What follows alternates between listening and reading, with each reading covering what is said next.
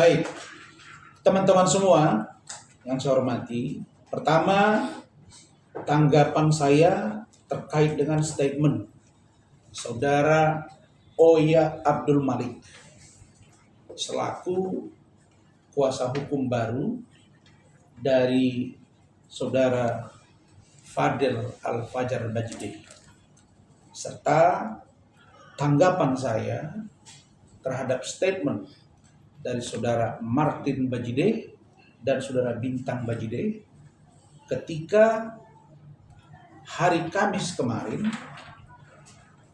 mereka selesai membesuk Saudara Fadil Al-Fajar Bajideh di Polres Metro Jakarta Selatan. Saudara-saudara, adapun pernyataan dari Saudara Oya Abdul Malik dan Saudara Martin Bajideh serta Bintang Bajideh, pernyataan tersebut di depan media sesungguhnya telah melanggar kesepakatan kami. Sudah melanggar kesepakatan yang telah dibuat, dan itu juga sudah dibuat dalam bentuk video. Jadi teman-teman semua, supaya kalian tahu bahwa saya itu sebelum berangkat ke Malaysia, ke Kuala Lumpur dengan keluarga jumlah rombongan 11 orang, itu berangkat tanggal 28 Maret 2025. 25 Maret, 26 Maret, 27 Maret.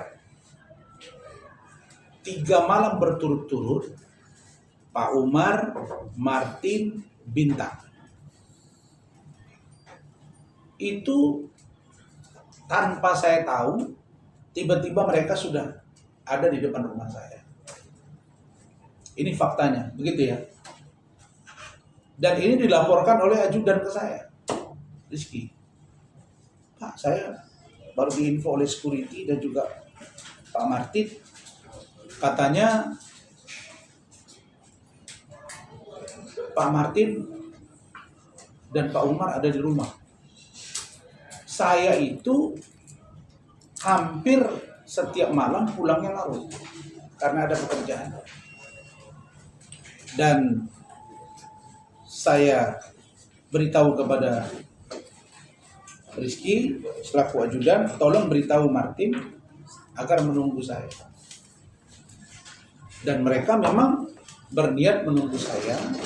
Dan di pertemuan pertama tanggal 25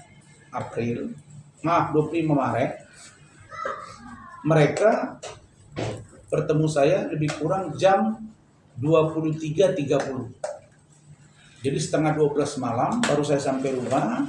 Mereka saya persilakan masuk, seperti biasa minum teh dulu.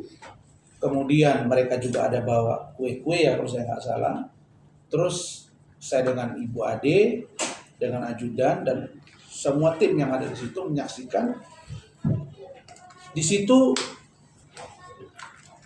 mereka menyampaikan tentang adanya beberapa pengacara yang menawarkan diri. Ini poinnya. Beberapa pengacara yang menawarkan diri untuk membantu Fadil. Jadi bukan mau cabut kuasa dari saya. Beberapa pengacara menawarkan diri.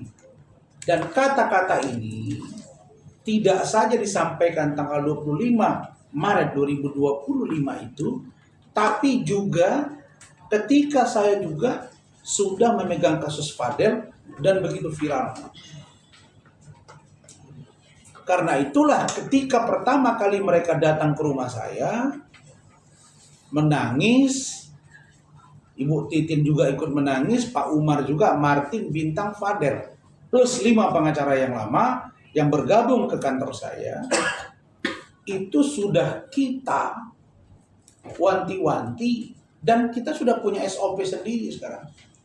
Standard Operational Procedure di kantor saya itu belajar dari kasus si kelima Kim.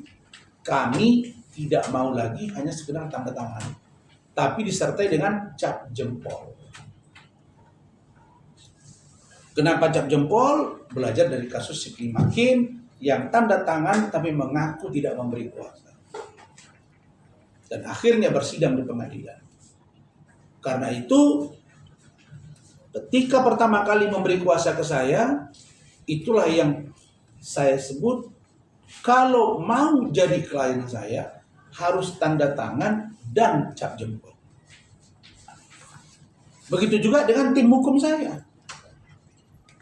Tim hukum saya itu juga kesepakatan di antara kami bahwa apa yang saya sampaikan itu adalah hasil permintaan dari Martin, Fadel, dan keluarganya agar disampaikan ke media terkait dengan USG dan lain-lain. Ada surat pernyataannya, dan juga tim hukum saya juga seluruhnya membubuhkan tanda tangan dan juga cap jempol. Jadi ini semua berlaku kepada semua klien dan juga kepada tim hukum yang ada di kantor saya. Salah satu contoh ini. Nah, ini tidak bisa, ini masalah pernyataan saya di preskon kemarin, di mana saya dilaporkan membuka data pribadi. Ini tim hukum kami membuat surat pernyataan dan di materai. Cap jempolnya ada di aslinya, nggak kelihatan di sini. Ini menyatakan bahwa saya selaku ketua tim menyampaikan itu atas keinginan dari klien dan diwakili oleh saya sebagai perwakilan dari tim hukum.